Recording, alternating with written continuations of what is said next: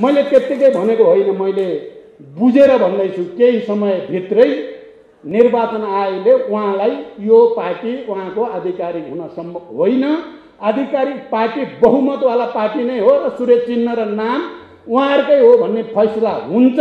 यसमा 1 इन्च पनि शङ्का गर्नु पर्दैन। सचिवालयको बहुमतलाई उहाँले इन्कार गर्नुभयो, स्थायी समितिको 2/3 बहुमतलाई उहाँले लत्याउनु भयो। जसरी केन्द्रीय समितिको 2/3 बहुमतलाई लत्याउनु भयो, त्यसै गरी संसदको 2/3 बहुमतलाई पनि लत्याएर संसद विघटन गर्ने, संविधान खारेज गर्ने निकै ठुलो प्रतिगमनकारी प्रतिक्रान्तिकारी कदम उहाँले चाल्नु। क्रियावादीहरूले गडबडी मचाउँछन्, बेइमानी गर्छन्, सफल हुँदैनन्, फेरि बेइमानी गर्छन्, षड्यन्त्र गर्छन्, सफल हुँदैनन्। जबसम्म पुरै पतन हुँदैन तिनीहरूले गडबड गर्न छोड्दैनन्। सहमति त सबै गर्नुभयो, तपाईँहरूले देख्नुभयो। आलो पालो अध्यक्षमा नि उहाँले हस्ताक्षर गर्नुभएको छ, आलो पालो प्रधानमन्त्रीमा नि उहाँले हस्ताक्षर गर्नुभएको छ। अनि जबरजस्त छोडेर हस्ताक्षर गर्ने पहिलो व्यक्ति केपी ओली नै हो। अनि एमाले विघटन गर्नुपर्छ भनेर हस्ताक्षर गर्ने पहिलो व्यक्ति पनि केपी ओली नै हो।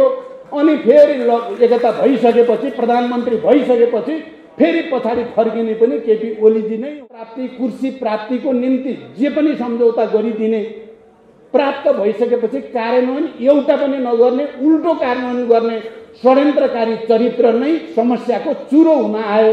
यो कुरा 3 वर्षको अनुभवले राम्रोसँग देखाए। सबैले सर्वसम्मत रूपले पारित गरिएको हो। त्यसकारण यो हतारमा गरिएको हो कि भन्ने कुरा वा अब पछाडि फर्काएर भ्रम दिएर कथित एमाले या कथित माओवादी केन्द्र भनेर यदि कसैले भन्छ भने त्यो चाहिँ वास्तवमा पार्टी एकताको मर्म र भावनामाथि प्रहार हुन्छ।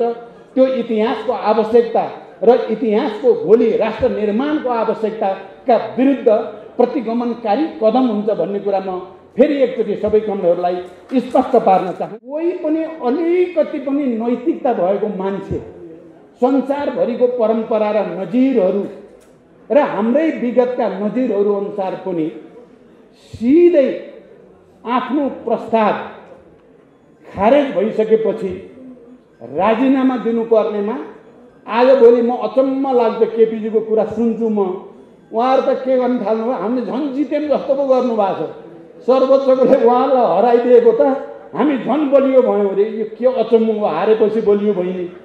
र यो खुसीको कुरा हो कि अहिले पार्टी निर्माणको एउटा नयाँ चरणमा प्रवेश गरिसकेपछि खास गरी गुटवादी र फुटवादी क्रियाकलापमा संलग्न केपी र केपी गुटका मानिसहरूले पार्टी विभाजन गरिसकेपछि पार्टी एकताको झण्डा उठाउने, आधिकारिकताको झण्डा उठाउने, वैधानिकताको झण्डा उठाउने र लोकतान्त्रिक मूल्य मान्यता, विधि विधान र पद्धतिको पक्ष पोषण गर्ने पार्टी र त्यसका समर्थक पेसाकर्मीहरू आज सहज ढङ्गले एकता सम्पन्न गर्ने ठाउँमा आइपुग्नु भएको छ। मलाई लाग्छ यसले एउटा ठुलो सन्देश देशभरि प्रवाहित भएको छ। र त्यो सन्देश किनकि पेसाकर्मीहरूको सङ्गठनको सिधा सम्बन्ध पेसाकर्मीको हक हितसँग मात्रै नभएर देशमा सुशासन कायम गर्ने, पारदर्शिता कायम गर्ने, एउटा विशिष्ट चरित्र विकास गर्ने उद्देश्यसँग यो जोडिएको छ। र तपाईँ पेसाकर्मीहरू, म अहिले त्यहाँ बस्दै गर्दा विश्वनाथजीसँग मैले थोरै कुरा मञ्चमा बसेर गर्दा कति केन्द्रीय कमिटीको कत्रो सङ्ख्या हामीतिर रह्यो, पार्टी अहिलेको नेपाल कम्युनिस्ट पार्टी नेकपातिर रह्यो, कति केपीहरूको गुटतिर गयो भन्दा नगन्ने सङ्ख्या मात्रै उता लागेको र अत्यधिक ठुलो सङ्ख्या अत्यधिकै यता रहेको भएर जो सुनाउनु भयो र तपाईँको यो हलमा देखिएको उत्साहजनक उपस्थिति, तपाईँहरूको धैर्यता र दृढता हेर्दाखेरि मैले के देख्छु भने आउने दिनमा बन्ने सरकार, किनकि छिटै एउटा नयाँ सरकार बन्दैछ, त्यो सरकारको प्रभावकारिताको निम्ति तपाईँ पेसाकर्मीहरूबाट ठुलो योगदान पुग्ने विश्वास मैले लिएको छु र त्यस अर्थमा पनि म तपाईँहरूलाई बधाई भन्न चाहन्छु। किनकि यसले निकै राम्रो सङ्केत, शुभ सङ्केत गरेको छ। एउटा वैचारिक निष्ठाको आधारमा, सिद्धान्तको आधारमा, लोकतान्त्रिक मूल्य मान्यताको आधारमा सुशासन र पारदर्शिता सहित जनतालाई सेवा दिने कुरामा हामी सफल हुन सक्छौँ।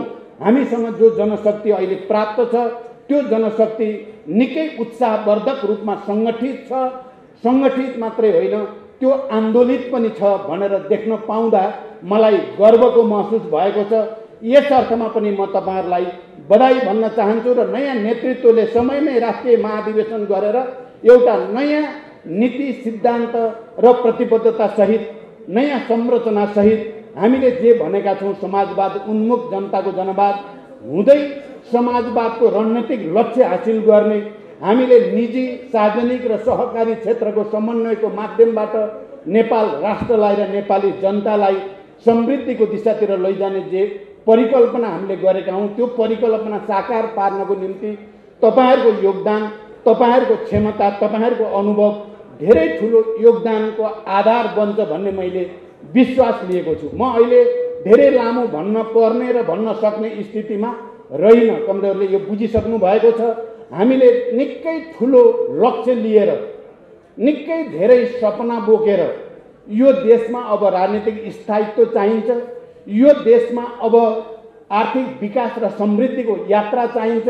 यो देशमा सामाजिक न्याय सहित समाजवादको आधार निर्माणको एउटा महान ऐतिहासिक प्रक्रिया आवश्यक छ भन्ने महसुस गरेर नै हामीले त्यसका निम्ति दुईटा फरक फरक धारको पृष्ठभूमिबाट आएका ठूला कम्युनिस्ट धारहरूलाई एकताबद्ध गरेर मात्रै राजनीतिक स्थायित्वको सुनिश्चितता गर्न सकिन्छ।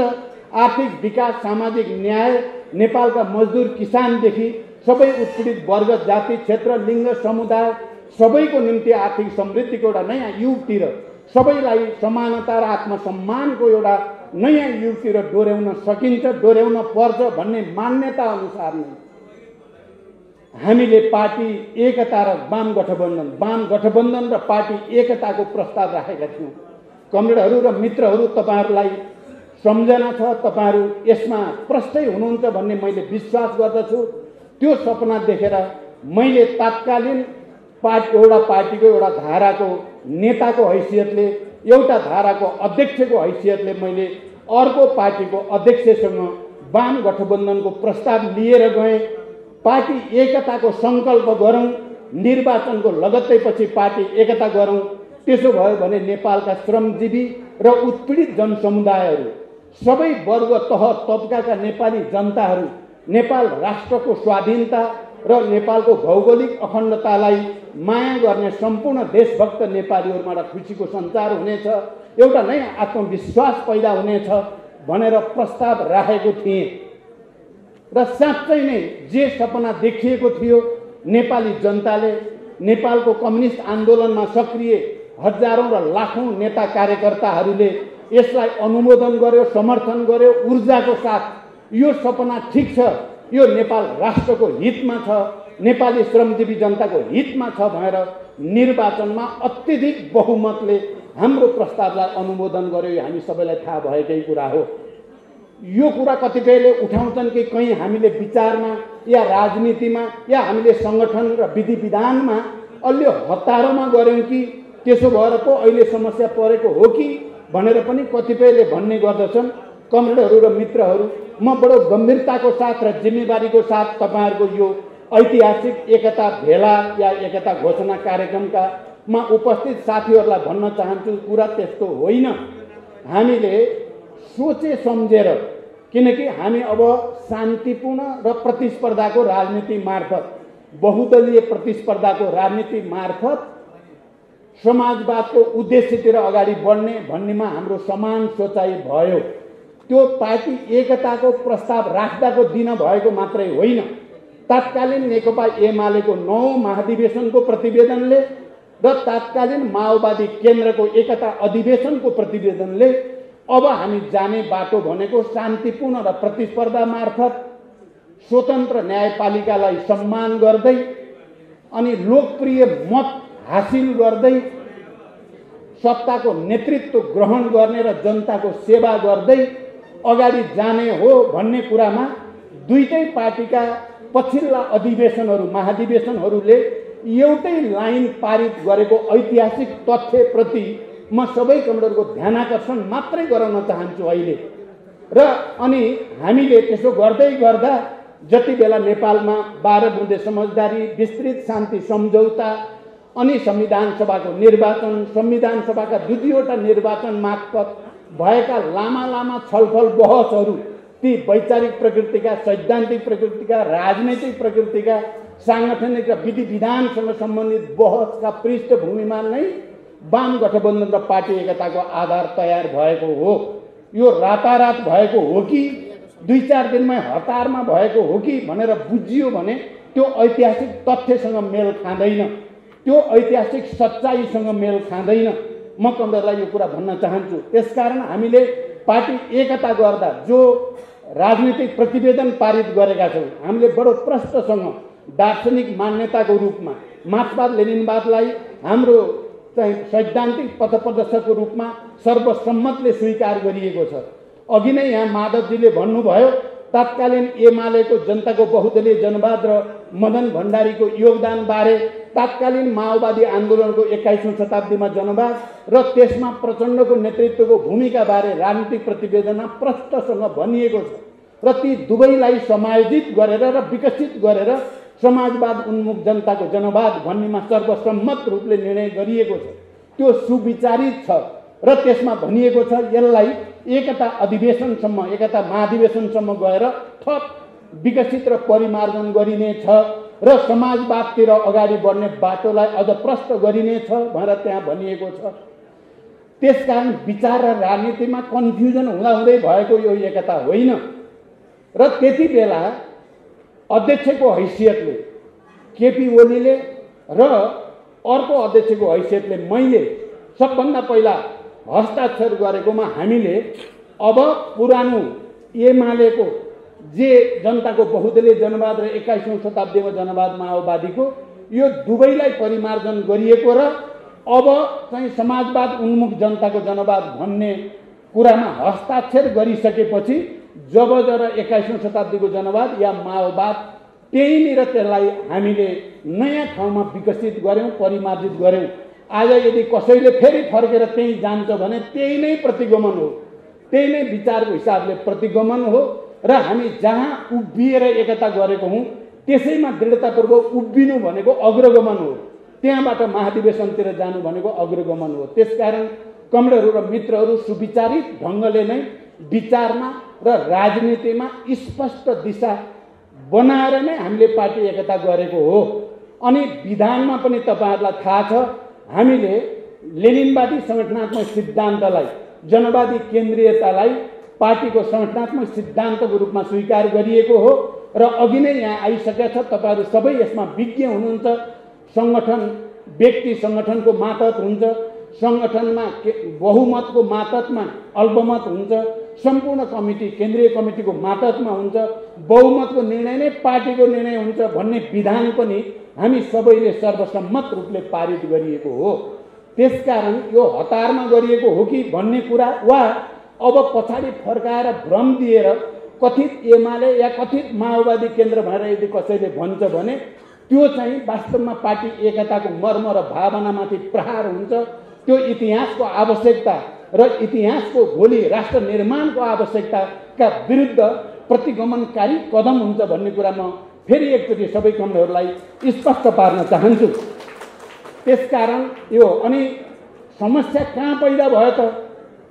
केपी ओलीजीको सबभन्दा ठुलो समस्या मैले गएको 3 वर्षमा जे देखेँ भने सत्ता प्राप्ति, कुर्सी प्राप्तिको निम्ति जे पनि सम्झौता गरिदिने, प्राप्त भइसकेपछि कार्यान्वयन एउटा पनि नगर्ने, उल्टो कार्यान्वयन गर्ने षड्यन्त्रकारी चरित्र नै समस्याको चुरो हुन आयो। यो कुरा 3 वर्षको अनुभवले राम्रोसँग देखायो। उहाँले सहमति त सबै गर्नुभयो, तपाईँहरूले देख्नुभयो। आलो पालो अध्यक्षमा नि उहाँले हस्ताक्षर गर्नुभएको छ, आलो पालो प्रधानमन्त्रीमा नि उहाँले हस्ताक्षर गर्नुभएको छ। अनि जबरजस्त छोडेर हस्ताक्षर गर्ने पहिलो व्यक्ति केपी ओली नै हो। अनि एमाले विघटन गर्नुपर्छ भनेर हस्ताक्षर गर्ने पहिलो व्यक्ति पनि केपी ओली नै हो। अनि फेरि एकता भइसकेपछि, प्रधानमन्त्री भइसकेपछि फेरि पछाडि फर्किने पनि केपी ओलीजी नै हो। यो सबै कारणले यहाँ एउटा इमान्दारी, निष्ठा, वैचारिक निष्ठा, इमान्दारिता, जिम्मेवारी बोध, राष्ट्रप्रति जनताप्रति हुने प्रवृत्ति र बेइमानी, जालझेलपूर्ण षड्यन्त्रकारी प्रवृत्तिको बिचको लडाइँ हुन आयो। यो त्यसकारण यो विचारको लडाइँ हो, यो प्रवृत्तिको लडाइँ हो, यो विधिको लडाइँ हो, यो पद्धतिको लडाइँ हो।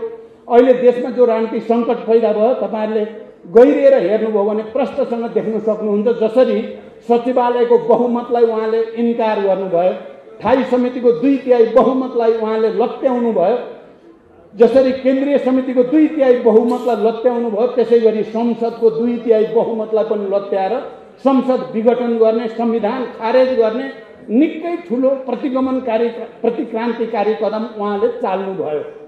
हामी सबै आन्दोलित भयौँ। हामी सबैको निम्ति त्यो जीवन मरणको प्रश्न भयो। हाम्रो भरोसा थियो सर्वोच्चप्रति, हामीले भरोसा पनि व्यक्त गरिराख्यौँ। तर हामीले सडकमा गएर जनताको साथमा मिलेर खबरदारी गर्ने कुरा र केपी ओलीको कदम प्रतिक्रान्तिकारी छ, प्रतिगमनकारी छ भन्ने कुरा पनि हामीले नछोडिकन 2 महिनाभन्दा बढी समयदेखि लगातार आन्दोलन गऱ्यौँ र अहिले सर्वोच्च अदालतले त्यो कदम असंवैधानिक र अलोकतान्त्रिक नै थियो भन्ने कुरा बकाइदा आफ्नो फैसला मार्फत घोषणा गरेपछि कोही पनि अलिकति पनि नैतिकता भएको मान्छे, संसारभरिको परम्परा र नजिरहरू र हाम्रै विगतका नजिरहरू अनुसार पनि सिधै आफ्नो प्रस्ताव खारेज भइसकेपछि राजीनामा दिनुपर्नेमा आजभोलि म अचम्म लाग्छ। केपीजीको कुरा सुन्छु म, उहाँहरू त के गर्न थाल्नुभयो, हामीले झन् जित्यौँ जस्तो पो गर्नुभएको छ। सर्वोच्चले उहाँलाई हराइदिएको त हामी झन् बलियो भयौँ अरे। यो के अचम्म हो, हारेपछि बलियो भइने, यो कस्तो सिद्धान्त प्रतिपादन गरे होला केपीजीले। यस्तो हुन्छ र भन्नुहोस् त, पछारियो पछारियो अनि जित्यौँ हामी त झन् बलियो भइयो अरे। त्यस्तो नै हुन्छ कहीँ? नैतिकताको आधारमा राजीनामा दिनुपर्छ पुरै देशले भनिरहेको छ, तर राजीनामा दिन त कता हो कता, म अझै देखाइदिन्छु भन्ने हुन्छ। उहाँले अब देखाउने के बाँकी छ? उहाँले के सङ्कटकाल लाएर देखाउँछु भने हो कि? किनभने उहाँ त अब त पार्टी सदस्य पनि हुनुहुन्न, वैधानिक ढङ्गले पार्टी सदस्य हुनुहुन्न। संवैधानिक ढङ्गले यति ठुलो प्रतिगमनकारी उहाँको कदमलाई सर्वोच्च अदालतले खारेज गरिसकेपछि उहाँ प्रधानमन्त्री एक क्षण पनि बस्न लायक पनि हुनुहुन्न। तर उहाँले अझै भ्रम दिनुभएको छ। अझै हिजो मात्रै मैले सुने, अब मान्छेलाई साम दाम दण्ड भेद भ्रम प्रलोभन के हो के गर्दै गर्दै अझै तान्ने बल गर्नुभएको छ। यो सबैबाट चाहिँ वास्तवमा एउटा चाहिँ भनाइ छ क्या, चाहिँ अन्तर्राष्ट्रिय कम्युनिस्ट आन्दोलन स्थापितै भनाइ हो। जनताको एउटा नियम छ क्या, उनीहरू सङ्घर्ष गर्छन्, सङ्घर्ष गर्ने बित्तिकै भने जस्तो जित हासिल हुँदैन, फेरि सङ्घर्ष गर्छन्, फेरि पनि नहुन सक्छ। त्यति बेलासम्म सङ्घर्ष गरिराख्छन् जबसम्म सम्पूर्ण रूपले जनताको जित हुँदैन, तबसम्म जनताको नियम हो सङ्घर्ष गरिराख्नु। प्रतिक्रियावादीहरूले गडबडी मचाउँछन्, बेइमानी गर्छन्, सफल हुँदैनन्, फेरि बेइमानी गर्छन्, षड्यन्त्र गर्छन्, सफल हुँदैनन्। जबसम्म पुरै पतन हुँदैन तिनीहरूले गडबड गर्न छोड्दैनन्। यही भनाइअनुसार नै केपी ओली चाहिँ सम्पूर्ण रूपले आफ्नो पतन नहुँदासम्म बेइमानी र गडबड गर्न नछोड्ने पात्रको रूपमा, एउटा प्रतिक्रियावादी पात्रको रूपमा उहाँ उभिएको देखिन्छ।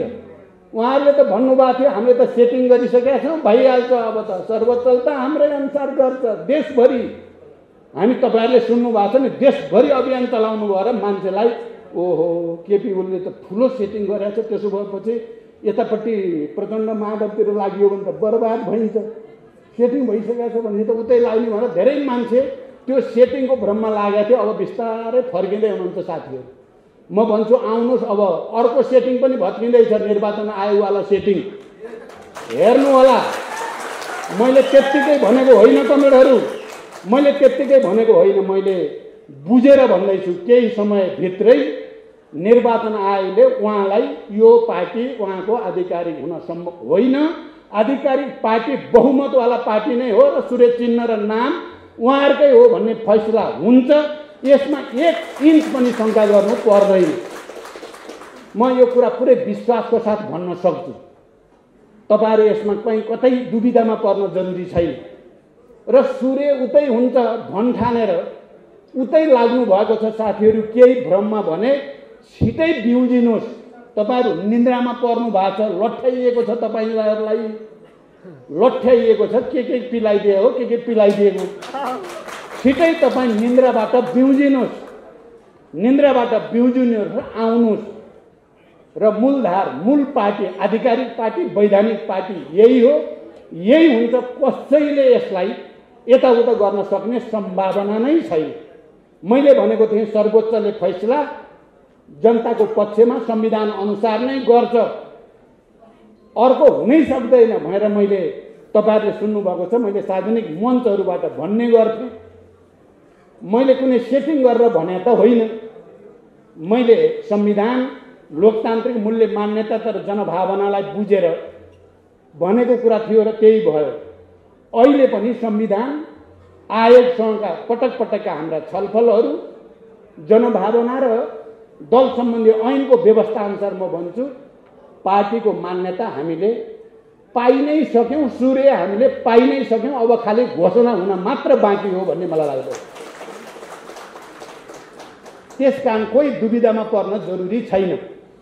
उहाँले अब तल परे पनि कहीँ माथि परे पनि कहीँ भन्ने छ नि हाम्रो नेपाली उखान। केपीजी त्यस्तो रहेछ क्या, तल परे पनि मै माथि छु जस्तो, नाङ्गै भइसक्यो कपडा लगाएको छु भन्नुभएको छ, हिँड्नु भएको छ। अब के भन्ने? मैले त त्यही दिन उहाँलाई मैले त्यो सर्वोच्चको फैसला हुने दिन नै भनेको थिएँ, तपाईँ अझै पनि तपाईँ तुरुन्तै आज रातभरिमा राजीनामा दिनुभयो भने तपाईँलाई नेपाली जनताले फेरि ठिकै जे भए पनि दिनभरि जे गरे भने बेलुका त ठिकै आयो भन्ठान्छन्, नेपाली जनताले फेरि छुट दिन्छन् भनेको थिएँ मैले। तर मैले भनेपछि त उहाँले उल्टो गरिहाल्नुहुन्छ। यो बडो विचित्र। उहाँको एक मात्र मिसन हामीलाई सिद्ध्याउने मात्रै भएको देखाउनुहुन्छ। उहाँले किन त्यसो गर्नुहुन्छ? त्यसकारण कमरेडहरू, यसमा हामी दुविधामा पर्न जरुरी छैन। अब हाम्रो देशमा अहिले नैतिकताको खडेरी परेको देखियो। यत्रो संविधानमाथि घात भयो, संसद विघटन भयो, असंवैधानिक भनेर देशव्यापी आन्दोलन भयो, सर्वोच्चले फैसला गर्यो। नैतिकताको आधारमा एक रौँ पनि आफ्नो तर्फबाट केही पनि प्रदर्शन गर्नु नपर्ने, अझ उल्टै चाहिँ धम्की, अझ उल्टै अहंकार प्रदर्शन गर्नुले पुरै ध्वस्त नभएसम्म केपीजी को बुद्धि पलाउने देखिएन।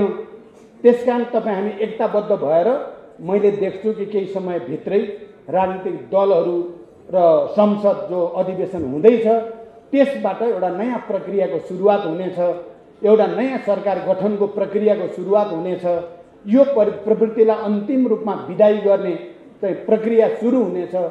यस्तो बेलामा तपाईहरुको यो एकता घोषणा कार्यक्रम भएको छ, निकै भव्यताको साथ, निकै ठुलो उत्साहको साथ, निकै ठुलो धैर्यता र अनुशासनको साथ राष्ट्रप्रति, विचारप्रति, सिद्धान्तप्रति र जनताप्रति एउटा गहिरो निष्ठा र जिम्मेवारी बोधको साथ यो एकता भएको मैले महसुस गरेको छु। तपाईहरुको काँधमा निकै ठुलो जिम्मेवारी छ। साँच्चै नेपाली जनतामा अलिकति फ्रस्ट्रेसन जस्तो पनि देखा पर्छ। अब के हो अब कम्युनिस्टको एकता भएपछि त धेरै राम्रा दिन आउलान्, धेरै विकास समृद्धि होला, धेरै न्याय पाइएला, आत्मसम्मान होला भन्ने ठानेका जनताहरूमा के हो अब यो पनि भएन भने जस्तो परेको छ। हामीले आफ्नो आत्मसमीक्षा गर्दै जनताको त्यो भावनालाई सम्मान गर्दै छोटै समयमा जनतालाई होइन कम्युनिस्टहरूको नेतृत्वमा साँच्चै हामीले देखेको सपना पूरा हुँदैछन् भनेर साबित गर्नु छ। छोटै अवधिमा हामीले त्यो प्रमाणित गर्नु छ। मलाई विश्वास छ तपाईँ हामी एकताबद्ध भएर दृढताको साथ अगाडि बढ्दा जनताको त्यो भावनालाई, जनताको त्यो आस्थालाई अझ माथि उठाउन र एउटा नयाँ विश्वासमा परिणत गर्न, नयाँ ऊर्जा र शक्तिमा परिणत गर्न सम्भव छ भन्ने विश्वास व्यक्त गर्दै र तपाईहरुको एकता घोषणा कार्यक्रमलाई फेरि एकचोटि भव्य सफलताको निम्ति शुभकामना दिँदै नवनिर्वाचित कमिटीलाई फेरि बधाई र शुभकामना भन्दै तपाईहरु सबै पनि आफ्नो ठाउँमा दृढताको साथ अगाडि बढ्न अपिल गर्दै म मेरो भनाइ टुङ्ग्याउँछु। धन्यवाद।